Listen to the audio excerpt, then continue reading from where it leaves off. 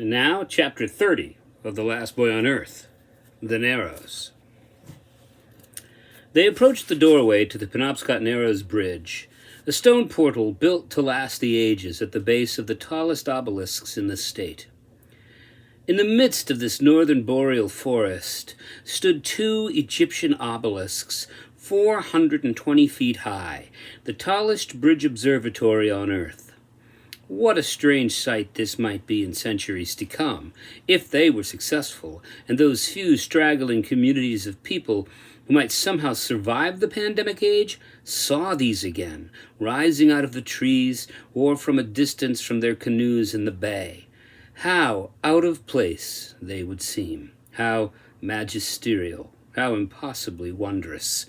The gods themselves must have built these, or people whose knowledge was so great as to be like gods. They had driven to the parking lot at the base of the structure and were now walking towards it, inspecting it for the first time. To the right of the bridge stood the Civil War-era Fort Knox, a holdfast of stone dug into the granite, squatting like a tomb. Like explorers in some newly discovered country, they all felt as though this bridge, and in particular this tower, was more than it appeared. A bridge spanned the distance between two shores, connecting them. If this structure could serve as a giant transmitter, it would now become a bridge in a different way, connecting them with the few groups of humans still walking the earth. If it didn't, it might be forever isolated and lost to the future. At its base, they were lost in a meander of time. Was this an entryway into a tower that led to an observation deck at the top, or was this the portal to another place, built for another reason entirely? From his imaginative perspective, it's like entering an impossible place, and Brady knew that the structure was less than 7 years old, but it felt ancient to him, even timeless. He had the distinct feeling that this tower had always been here and would always be, constructed by giants for the use of the gods. This was the dark tower to which Childe Harold came, the last citadel, the foundational spire that began in ancient Egypt and ended by thrusting itself into the stars. The entrance was a strong decorated metal double door, inset into a massive granite lintel. The entire lower part of the structure had been constructed from main stone, the very bones of the earth. Looking up, it appeared to Brady as though this structure was even taller than he remembered, as though another nearly invisible section projected from the top of the structure, reaching through the sky and clouds towards the void of space, a spire continuing like a mathematical line into infinity. "It's just your imagination," Kaylee muttered as she took up a place next to him, both of them looking skyward. "You see it too?" he asked. "It just keeps going and going, doesn't it? All the way to heaven," she said. He couldn't deny his vision of a tower stretching upwards into infinity. "Well, that's impossible." She smiled at him and said, "Yes, I know. That's why it's not real. It can't be real if it's impossible, can it?" They both stared long at each other, wondering what the other would say. Brady didn't know how she'd react. He loved the fact that she was anything but predictable. She smiled and gave him a wink. "Come on, we got a bridge to break into," she said simply. Joe was already at the lock. He had 2 power drills, spare batteries, and a pocket full of titanium-tipped drill bits. He was leaning heavily into the lock, drilling it out for all that he was worth. Dr. Grindle stood by, another drill in his hand, ready to take his turn when Joe's was over. This was a secure facility, and it would take them the better part of 2 hours to drill the door lock out and open the 2 great doors. Brady and Kaylee began to unload the life-seeker. Hugin took to the sky the moment they arrived and flew to the top of the bridge, landing on one of the long cables that held the bridge's deck high above the Penobscot River. Bjorn left them to reconnoiter the vicinity for any trace of Fenris or the were-dogs, but Brady could sense him on the very keen edge of his mind, and they maintained contact. If Bjorn sensed anything at all, a single thought would join their minds in an instant. "This is going to work," Brady said. "Joe's excited. He knows what he's doing. Tonight we'll make contact with the others." "I hope so," she said, not imparting to her companion the doubt that she kept hidden beneath the surface. Hey, Grendel's biggest fear is that we'll contact the others, Brady continued as they walked.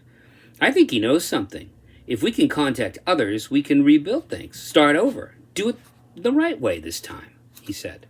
You two, Joe said as he stopped the drill, sweat rolling down his brow and into his glasses. Get the trailer and unload the generators. Start unpacking the life seeker. Joe knew the secret about getting things done. It was called work. She was waiting for the moment to arrive, and finally she was alone with Brady, and she needed to explain things to him. She didn't say, "The dead are waiting on the edge of the river that separates the land of the living from the land of the dead, and they refuse to continue their journey until we make contact, because if we don't, all the humans who have ever lived will have done so for nothing. It will be like we were just a mistake. Humans will be like dodo birds or dinosaurs, just a memory in the fossil record. The virus changed the course of things, but Grendel can erase any chance of human beings ever rising again." And then she said, "Brady, we need to talk." "All right, Kay, whatever you want to say, what's up?" "I have something to tell you, and I want you to think about it before you laugh at me." "I won't laugh at you, I promise." "You won't?" "Of course not. You're Kaylee Trumbull, Monster Slayer. We're friends." "Friends." She smiled, nodded, and continued. "All right, brace yourself. It's going to sound crazy, but I've been having visions. Whenever I'm in the water, I see things that don't make any sense, except that they're all beginning to make sense, sort of." "As if anything makes sense anymore," he interjected. "Well, anyway, I've seen another world in the water. Whenever I touch water, I leave this world and go into another, a world that doesn't experience time in the same way ours does. It's like I go into another world and meet a woman who is she's the personification of... This is really where it gets weird. Death." He considered her words and nodded patiently. She was pleased that he smiled.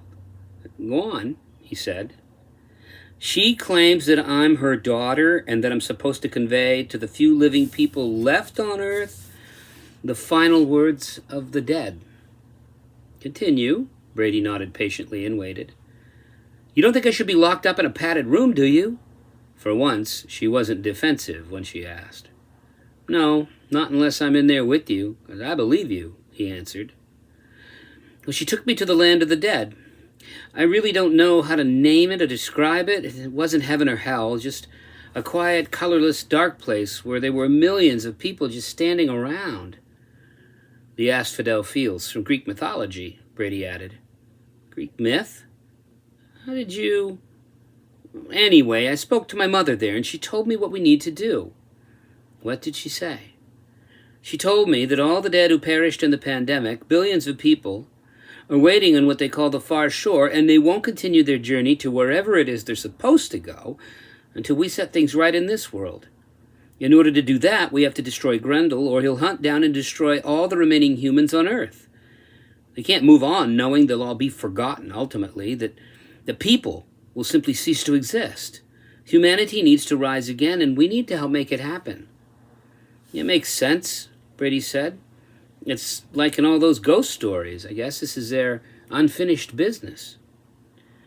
"Well, I wonder," she asked with more than a little trepidation, "have you ever thought about where Grendel came from?"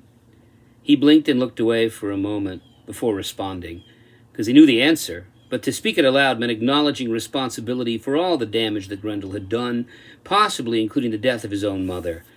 He knew he had somehow summoned forth what people would easily call a demon, and this creature had possessed the weakest vessel it could find. Dr. Grendel was simply a man, broken because he had helped unwittingly by creating a device that could rapidly spread the most contagious virus ever known to humanity. A man who could not find a cure. A man who had lost his own wife and child. Once inside his body, the creature even twisted the doctor's good name, Grendel. "You know what I think? I've said it before. I created him," he said. She paused before adding, "I think so too. I didn't mean to call him forth, or whatever it is I did. I was angry. I didn't know the world had changed. I didn't know that I'd changed. I still don't quite know what that means, but when I freaked out and began smashing things and screaming, breaking windows, losing control, I think I opened a doorway, and he came into the world. I let him in. Noah was dead. The world left me all alone here, and I didn't know what else to do. I think that doorway, Kaylee added, was a doorway inside of you. He's your monster.